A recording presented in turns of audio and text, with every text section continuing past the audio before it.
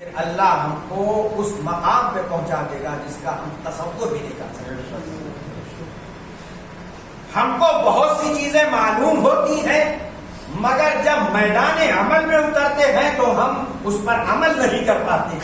مثلا ہمیں یہ پتا ہے کہ والدین کو اللہ نے اتنی عظمت دی ہے کہ جب وہ راستہ چل رہے ہوں ہم ان کے ہمراہ ہوں تو ہمارے قدم ان کے قدم سے آگے نہیں نکلنے چاہیے، لیکن جس وقت ہم اپنے والدین کے ہمراہ راستہ چلتے ہیں تو ہمیں اس بات کا دھیان نہیں رہتا کہ ہم کس کے ساتھ چل رہے ہیں، ہمارے قدم آگے بھی جاتے ہیں اور پیچھے بھی جاتے ہیں۔ جب ہم گفتگو کرتے ہیں تو ہمیں اس بات کا دھیان نہیں رہتا ہے کہ ہم کس سے گفتگو کر رہے ہیں۔ اللہ کہہ رہا تمہاری آواز ان کی آواز پہ بلند نہیں ہونی چاہیے، مگر ہمارا عالم یہ ہے کہ آواز بلند ہوتا کہ ہم چیختے چلاتے ہیں۔ اس کا کیا مطلب ہوا؟ اس کا مطلب یہ کہ ہم کو ہمارے والدین کی عظمت کا احساس نہیں ہے، والدین کی عظمت کی معرفت نہیں ہے۔ ہم اپنے والدین کی عظمت کو جب نہیں جانتے ہیں تو جو امت کے والدین ہیں ان کی عظمت کو کیا جانتے ہیں۔ صلوات اللہ۔ ایک بات جلدی عرض کر کے بات ختم کر دیں۔ جناب یوسف ہی ہیں جن کو اللہ نے جب مصر کا بادشاہ بنا دیا تھا، بادشاہت مل گئی، بھائیوں سے معافی تلافی ہو چکی اور بشیر کو اپنے بابا کی خدمت کو کتا دے کے بھیج چکے، جیسا کہ میں نے کیا تھا۔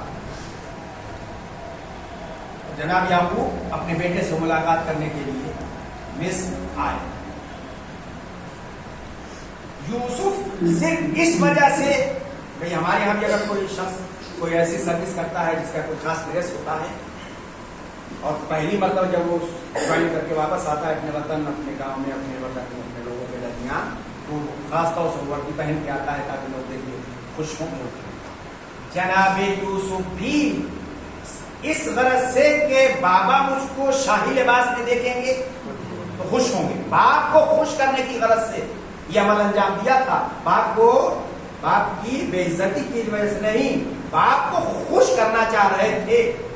تاریخ بتاتی ہے کہ جناب یوسف شاہی لباس پہن کے تخت پہ بیٹھے رہے، جناب یعقوب ان کے دربار میں پہنچے، آپ اپنے والد کے احترام میں کھڑے نہیں ہوئے۔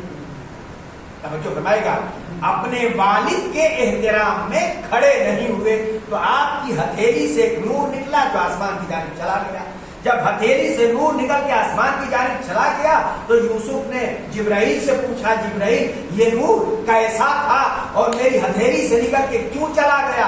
تو جناب جبرائیل نے بتایا یوسف یہ نور رسالت تھا، چونکہ آپ اپنے والد کے احترام میں کھڑے نہیں ہوئے لہذا رسالت اب آپ کے اس خاندان سے الگ آپ کی ذریت سے ختم۔ ملاحظہ فرمائیے کہ ہمارے جیسے خاطی والد باپ کے عظمت اللہ کی نگاہ میں جب یہ ہے تو وہ دو جن کے لیے نبی کریم نے انا و علی ابوا حاضر الما، ہم اور علی جس امت کے باپ ہیں، ان کی کیا عظمت ہوگی، ان کا کیا وقار ہوگا اللہ کی نگاہ میں، ان کی کیا عظمت ہوگی۔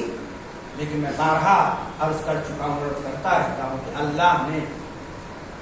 اللہ کے حبیب نے دو شخصیتوں کو بہت تاکید فرمایا، بارہا فرمایا تھا، بہت تاکید فرمایا تھا، دیکھو ان کا خیال رکھنا، ان کا احترام کرنا، ان کی تعظیم کرنا۔